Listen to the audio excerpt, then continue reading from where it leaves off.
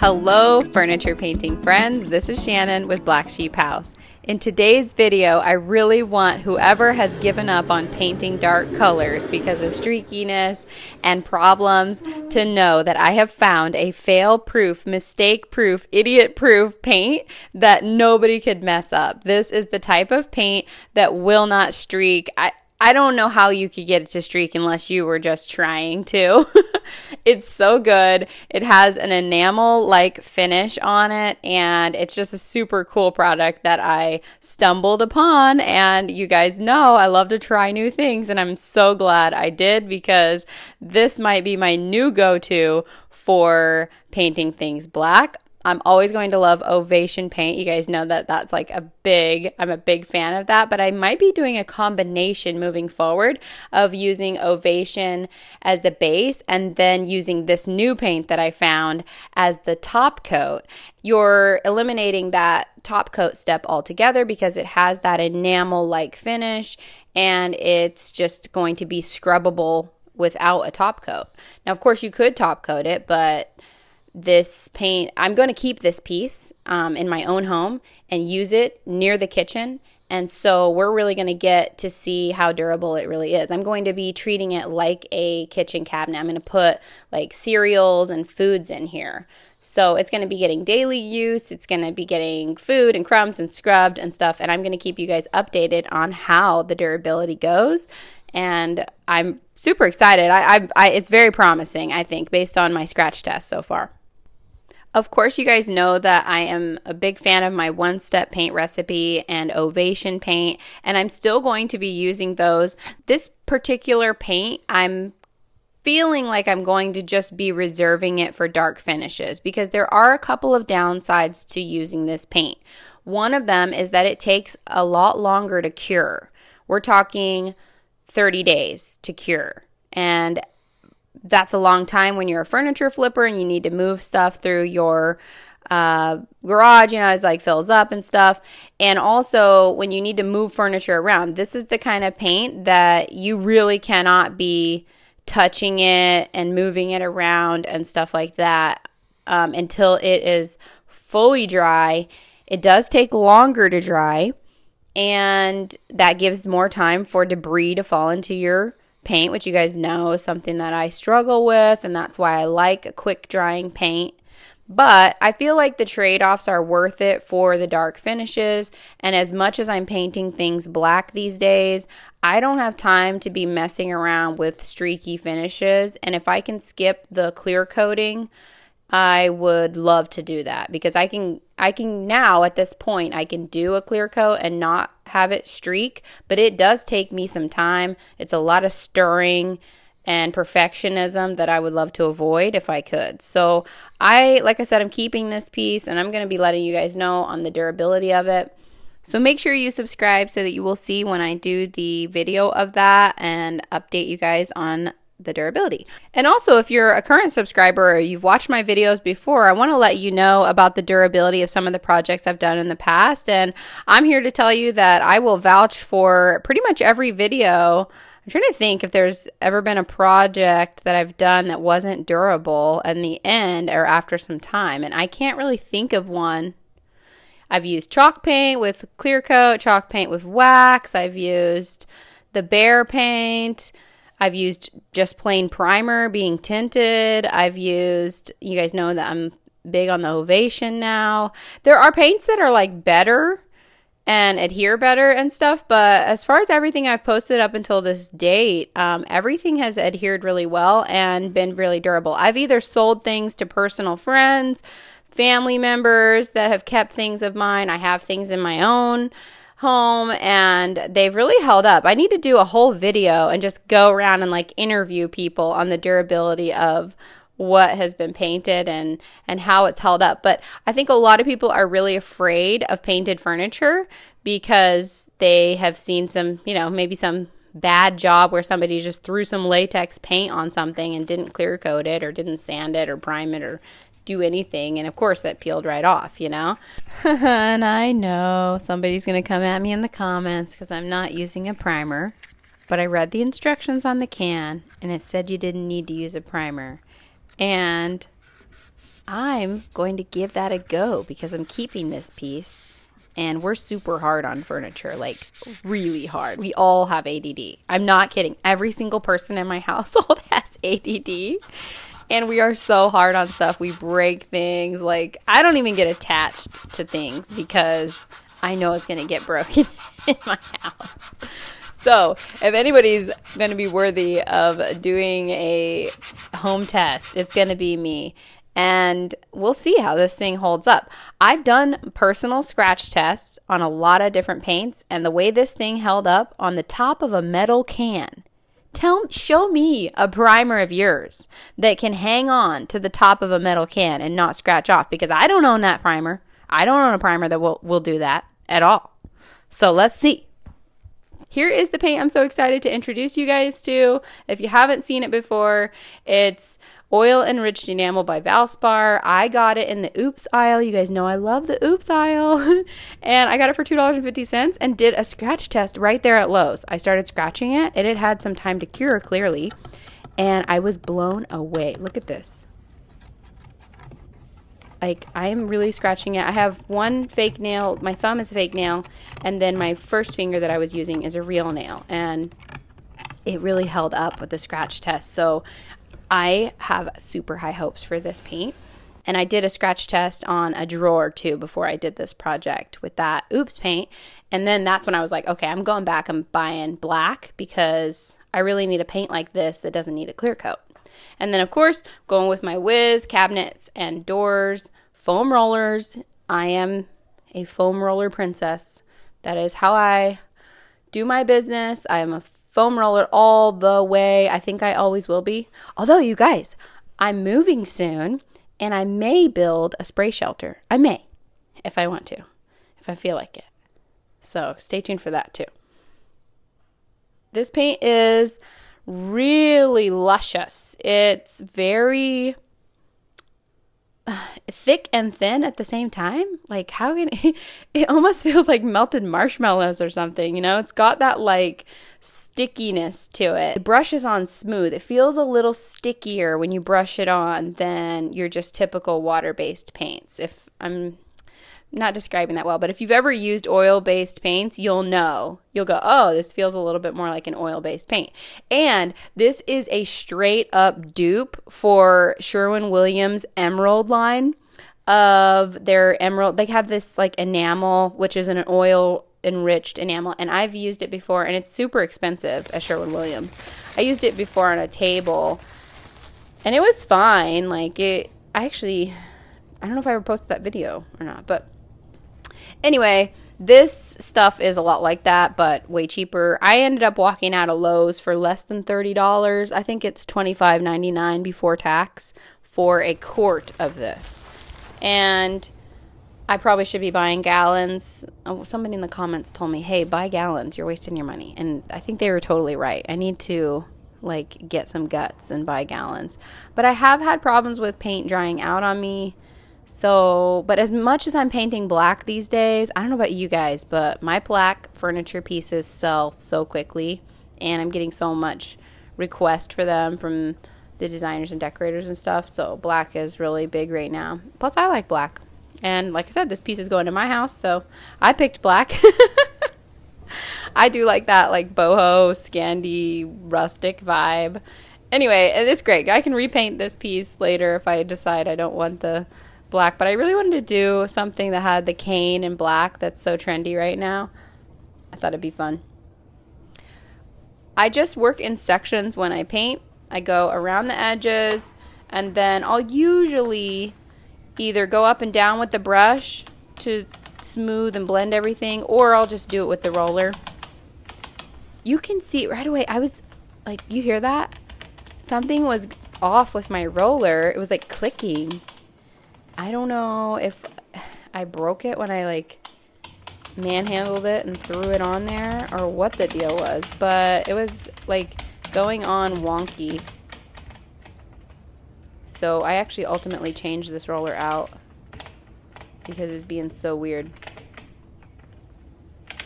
That is a great tip too. Keep extra rollers on hand in a baggie to the side of wherever you're working, because if your roller gets too full of paint, you need to swap it out.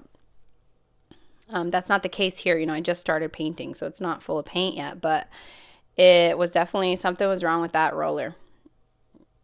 So I don't know.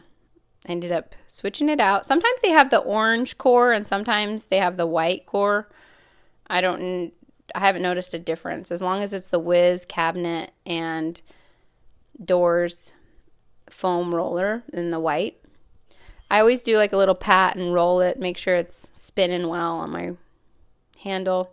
And sometimes I'll even kind of tap a little paint on there. I don't think it makes much difference, but I don't know. So you want to just blend all that paint out. You can see it looks streaky, right? You see all those lines while it's wet, but when it dries and when you get enough coats on there, those will not be showing up as you saw in the before pictures or the pictures in the beginning of the video. The goal is to try and have everything be wet at the same time.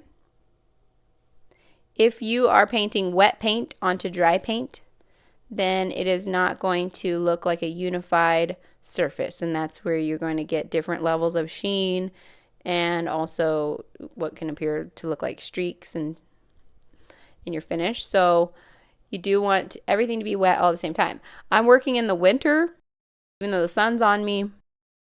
Still pretty cool, and that is working in my favor for painting dark surfaces. So that's something to keep in mind. You might want to be in your garage in the dark. You might not be able to see as well, but a cool garage with the door closed can be a great place to paint because your paint's not going to dry too quickly.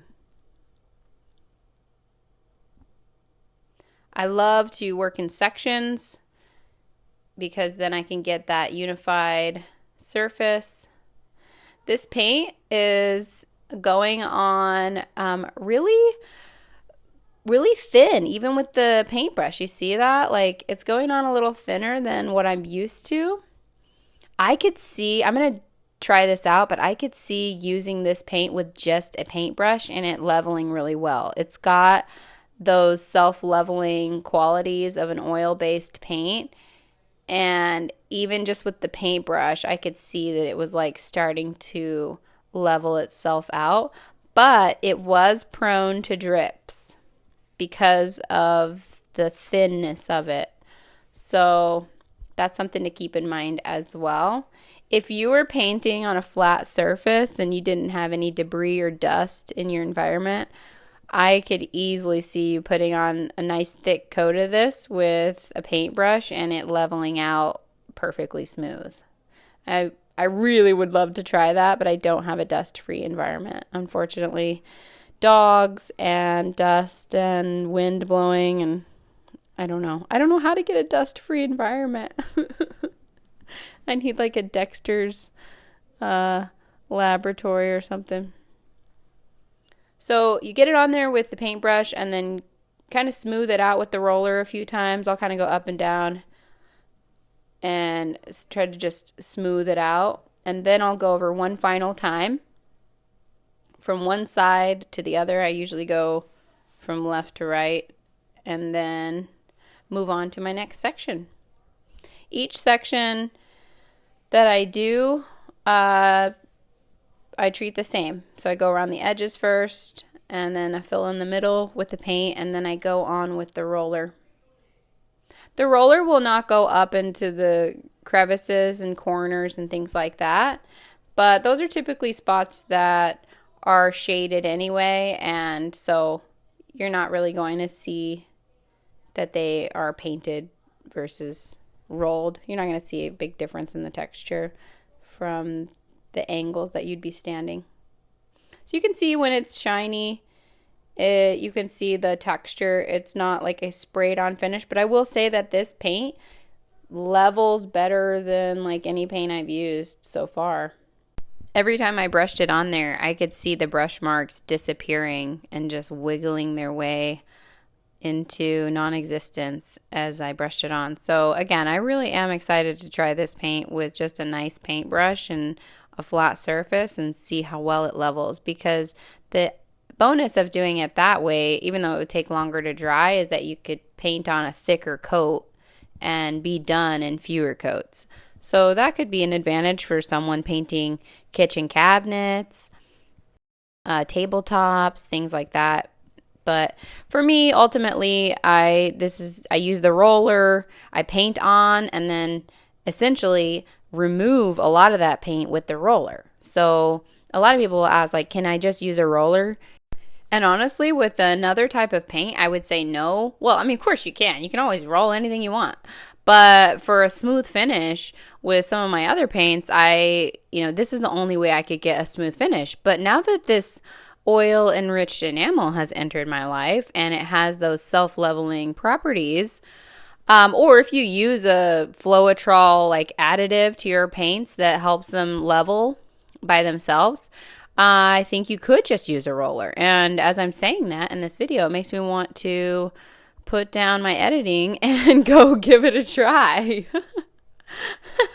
So that might just be the next thing that I do, is just try and roll it on there. Of course, you're going to have to go around the edges with your paintbrush anyway and get all the nooks and crannies with a paintbrush. So, it's not like a paintbrush is disappearing. But I do think that this paint, the way that it levels, is very promising. Again, you got to watch out for drips and stuff. We'll see. Only time will tell. These thin coats, though, are foolproof, mistake-proof, idiot-proof, and you cannot mess it up with this paint. So if you want to go the route of just making sure that your project ends up being awesome, then go this route. But if you want to try and just roll on the paint, you certainly could. Let me know how it goes. I'll be trying it out. Why not? I'll try anything once. Okay, not anything, but I'll try a lot once. Okay, so here I am. This is a great example here, this little door. And actually the sun was beating down on me and was making my paint dry pretty quickly. So I actually had to close the garage door. But you want to get the paint on there and treat it like a nail. Like, when you paint your nails and you want to just paint your entire nail at once. Now, you don't have a brush big enough to paint this entire door at once, but imagine to yourself that you're trying to get this door all painted at one time. And that's how you are going to avoid streakiness. So get it on there and then roll as fast as you can to smooth it all out. And hopefully it's all still wet. And then it can just dry together. If it starts to dry up on you, like I was having some trouble with that. I was right in the sun at the hottest time of day. And so my paint was drying pretty quickly here. And one thing you can do is run a humidifier near where you are painting. If you live in a dry area or you paint inside, you can run a humidifier, and that can really help too. That is a trick that I have up my sleeve for the warmer months, or when I'm painting and the sun's shining on me and stuff. So again, I do like to close the garage and paint in the dark, cool garage most. But yeah, just want to get it on there, all of it being wet at the same time, and then you're all done. I have started recently, someone in the comments said, hey, don't roll up and down, just roll straight down at the end on your last coat. And I started doing that these last few projects that I've been doing, or since that video was posted and somebody said that, and I thought, oh yeah, I should do that. And I think it does make it better. So this guy was in the shade. I want to point out that that little spot right there where it looks like, a little brown thumbprint right there, exposed wood. And if I paint over that and don't shellac it, it will definitely show up in my finish, and it will look like a little circle of just a different sheen. It'll still be black and everything. It'll just look like a totally different sheen because the wood will absorb the paint so much more. And that's why when you hear in the comments like, oh, you have to use a primer by some of these guys who paint professionally, they are talking about raw wood or, exposed wood. And if you have sanded to the raw bare wood, you do need to prime that because wood is really absorbent and it will absorb your finish. Unless you've sanded the whole thing and you're like clear coating it or you're staining it or something like that. I mean, that's a different beast altogether. But 7 times out of 10, us furniture refinishers are painting a surface from the factory that's like a wood that has a clear coat over top of it. And with that, that is sealed wood, so it's not going to absorb anything unless you sand through that finish. So sometimes sanding through that finish is necessary to remove scratches and things like that. Or if you add the wood filler and, it's best to prime over wood filler as well because it can absorb things too. I don't find I have too much trouble when I'm doing light finishes. And with the paints that I've used, like Ovation, it does have some primer in it. Or you can use my one-step paint recipe. It has some primer in it. And I haven't run into too many troubles there. But I do keep a can of shellac handy so that I can always just spray a spot. I find that it's easier to deal with the problem after than before. I mean, honestly, it never hurts to just hit the spot with some shellac if you're a little on the fence about whether or not to prime that particular spot. And then what I do is I hit it with the shellac and wait for it to dry just right then and there. It's like a couple minute process. It dries and then I take a sanding sponge with a high grit sanding sponge, something like 325 or higher sanding sponge, and just give it a quick hit so it's not shiny. Because then you'll end up with the opposite problem where it'll come through your finish and it'll be shinier in that spot because it was like shinier in that particular, the shellac is really shiny. So anyway, that's just what I do. A lot of furniture refinishers do that as well. Just they swear by shellac and keep a can of it handy for any unexpected bleed through or spots that need some spot priming. So here we go with coat number 2. You can see it's already looking a lot less splotchy. Application method is the exact same. I'm working in sections and I basically did the whole piece, and then while my paintbrush and roller are still wet, I just go around to where I started, and by that point it's dry enough for me to paint again. Now, if you're working in colder conditions or for some reason your paint didn't dry that quick, then you would have to wait. And sometimes I've had to wait as well, but in this case, I had just enough sun that things were drying at a normal rate, even though it's a winter. And I was able to just go right around and start on that second coat. Same roller, haven't switched anything out yet. I don't think I switched rollers out except for in the beginning on this project. I do wash the roller and the brush before my third and final coat because, you'll see. I do some sanding and some just, I had a couple of spots that needed to be fixed up before I did that final coat.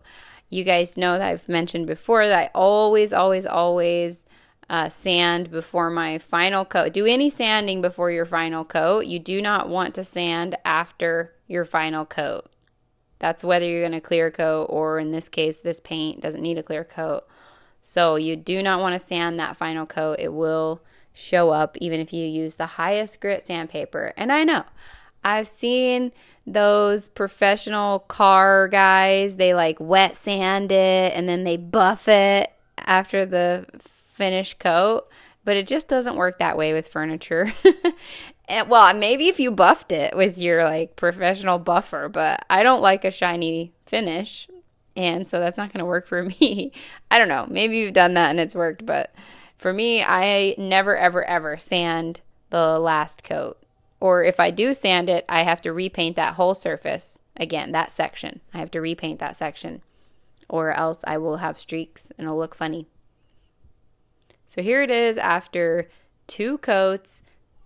It's looking pretty fresh. I know it looks flawless here, but I do go back and sand a couple of spots. Here is my dupe for rattan or cane. I guess it's called cane. It's like this, I don't know, burlappy type stuff from Amazon. I'll put the link for you guys if you want to buy some. I did initially think that I was going to apply it on the back and have the glass exposed. And I even thought to myself, oh, that'd be cool because I could write on the glass and treat it like a little dry erase board, like for groceries or pantry items that we need. And so I still may do that, but it looked so much better when I put the cane or this burlap type stuff on the front. So I do that later in the video. But here I am examining the piece. This is after 2 coats of paint. Of course, it looks great. The coverage is perfect. For coverage, you don't need more than 2 coats of this paint in black. But I did have a couple of flaws, things that landed in my finish, or there was a drip from the previous spray paint that showed up. If that makes sense, this piece was spray painted like 10 years ago. If a drip was in that, then it looked like a drip from my paint, which I know my paint didn't drip because I rolled it, and rolled paint doesn't drip, or at least the way I roll it. So there were a couple of like those spots that I decided to sand out, and I just try to get and look at it in all the different lights that I possibly can. I go out there in the best light of day, and I just look with, as much precision as I possibly can and try to, see if there's any flaws that I want to sand out before I do my final coat. Now that I know this paint covers so well in just 2 coats, I'll probably do this step on the first coat instead of the second coat. But the 3 coats is also giving it added protection against, when other furniture bumps into it or people bump into it and stuff like that. That 3rd coat of paint is going to give it a little bit more durability. So I would probably ultimately still do 3 coats. And the razor works great for scratching off stuff on my display floor. And you guys, this is a really good sign. The way this paint is hanging on even after I'm scraping it. You see how it settled into all the little grooves of the wood, and this is just like laminate, but I'd say that that's a good testament. So here it was with the outside, and then it was on the outside and the inside, so it was double layered, and so I decided to go with that look. I thought that looked a little bit better, but I'm sure you could do it both ways. I'm taking this off with a tongue compressor, like little popsicle stick, just because the wood is so fragile. I didn't want to use a metal pry thing to get it off because I was afraid it would break the wood. The wood is so thin and old. There it is where I like hot glued it on there. Ultimately, it had some wrinkles in it because it was like the end of the roll, and so you could iron those out before, I'm sure you could, or steam them. I'm just going to let time do its thing and maybe spray some wrinkle releaser on there if it's still looking wrinkly. But this was kind of a pain to do by myself. I would recommend you get a buddy to help you. Then it was on to figuring out which hardware to go with. This piece originally had Hepplewhites on it, but then it was replaced with some cup pulls. I may order some Hepplewhite, but for right now, I'm checking out the hardware that I have, which is this gold bar pull, and then I have the cup pull in black and gold. And this is just my process when I'm not sure about hardware. I will paint the piece first, and then before my last coat of paint, I'll drill the holes that need to be drilled and stuff, but it just gives me a better idea. You obviously don't want to wait until after you've painted the piece completely and it's in like, perfect condition, and it's the time that it needs to like cure and dry, and then there you are like drilling on it and stuff. You don't want to be doing that. So I decided to do this before I put on my final coat of paint, and it was between the cup pull and the gold pull, and ultimately I guess you'll see what I went with. But here I am with my little shellac, if I got that spot that was popped through. So you get the idea. You just, if you see a spot like that that looks weird, spray it with the shellac, wait for it to dry, and then hit it with your sanding sponge in a high grit. After that's all done, you want to vacuum your piece. You want to brush off any dust, use your tack cloth. All measures need to be taken for the last coat of paint because this one needs to be perfect. It needs to be not windy outside. You need to make sure that you are working in the perfect conditions because the last coat is the most important. We want to get that flawless finish. And the way that I do it is the exact same way that I've done it the whole way through, is work in sections, paint it on with the brush, and then use your roller to smooth it all out, and then one final time with the roller, all working in the same direction, down, down, down in my case, or sideways, sideways, sideways, from one side to the other, and then leave it. You'll see on my last coat, I'm a little bit more precise, a little bit more particular with working quickly and making sure it's all wet at the same time in each section. And I oftentimes on the last coat will roll it fewer times as well because there's a lot more at stake. If I roll it too many times, I run the risk of ending up with a streak in my finish. Now, I don't think that that's as much the case with this paint anymore. I think I have a lot less to worry about with dark finishes, but still I want to be careful. All right, let's do a quick look at the before. Cool shape, but definitely needs a new paint job. Here was the midway through, and here is our after. It really made a turnaround, really did. It looks so good. Really happy. Oh, I wanted to get up close and show you guys the texture. Just for comparison, I'm going to put my hand up here, and so you can see like the wrinkles in my finger. You can see the texture of my hand, the pores in my hand. And there it is, like where you would normally stand, right? Who's standing up this close to furniture ever? I've got like my nose to it, but just wanted to show you guys the texture because it's very nice. It is very, very smooth. It's a really, really beautiful finish. And so you can see there, like up, up, up close. You can see every little nook and cranny of my nail, my hand, the crack of my nail, and then there's where you would normally stand. Beautiful makeover. Super excited to put this in my new place and keep you guys updated on the durability, which I'm sure will be really good since it's an oil enriched enamel. I was happy to share this with you guys today. Thanks so much. I'll see you guys in the next video. Bye.